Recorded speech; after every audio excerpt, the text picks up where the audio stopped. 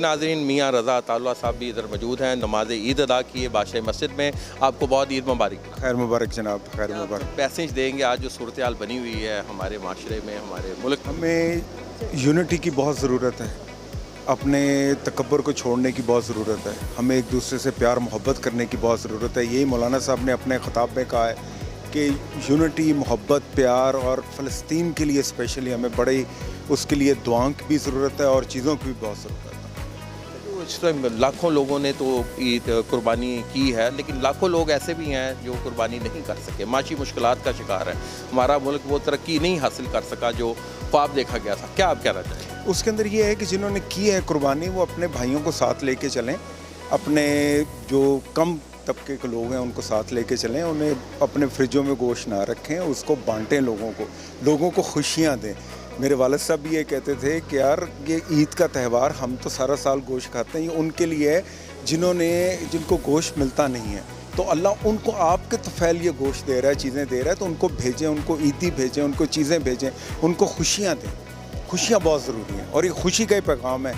दोनों जो हमारी ईदें हैं, स्पेशली ये ईद के अंदर कई ऐसी फैमिलीज़ हैं जिनको छोटा गोश्त नसीब नहीं होता पूरा साल, उनको देना चाहिए। ये आप फैमिली के साथ आए हैं, बच्चों के साथ आए हैं, बेटों के साथ? हाँ जी, मेरा बेटा साथ आया हुआ है और मेरी बहन है, उनका बेटा साथ। कुर्बानी कर रहे हैं? हाँ जी, कुर्बानी कर रहे हैं जनाब। तो ये मज़लूम फ़लस्तीनियों के लिए और कश्मीरियों के लिए क्या मैसेज है? उनके लिए ये है कि यूनिटी पूरे मुस्लिम उम्मा को दिखानी चाहिए, उनके लिए अच्छा सोचना चाहिए और उनके साथ यूनिटी दिखाएंगे तो चीज़ें बेहतर होंगी। जैसे इन्होंने कुछ इंटरनेशनल चीज़ों का बॉयकॉट किया हुआ, उससे बहुत फ़र्क आया, बड़ा अच्छा उसके साथ बेहतर हो गया और इंशाल्लाह ताला दोनों को आज़ादी मिलेगी, फ़लस्तीन को भी आज़ादी मिलेगी, कश्मीर को भी आज़ादी मिलेगी। और हमें अपने पाकिस्तान की अफवाज के साथ खड़े होना है, उनको सपोर्ट करना है। अगर हम उन्हें सपोर्ट करेंगे, पाकिस्तान का हाल भी वैसा हो सकता था अगर हमारी अफवाज इतनी स्ट्रॉन्ग ना होती तो। हम माशी तौर पे भी कोई मैसेज दें? आप, मुझे लग रहा है काफ़ी ऑप्टिमिस्टिक हैं। पाकिस्तान के माशी हालात भी बेहतर होंगे आइंदा दिनों में? पाकिस्तान के माशी हालात अगले साल 2 साल में बिल्कुल 2016-17 पे चले जाएंगे। उसी तरह के लोगों को फरावानी होगी, पैसों की फरावानी होगी, चीज़ें ठीक होती चली जाएंगी। जो पीछे कमियां आई हुई थी वो काफ़ी हद तक बेहतर हो जाएंगी। अल्लाह का बड़ा फजल है कि चीज़ें बेहतरी की तरफ जा रही हैं। आपकी बिजली सस्ती हो गई, इंडस्ट्री सस्ती होगी तो आपका मजदूर खाना खाएगा ना।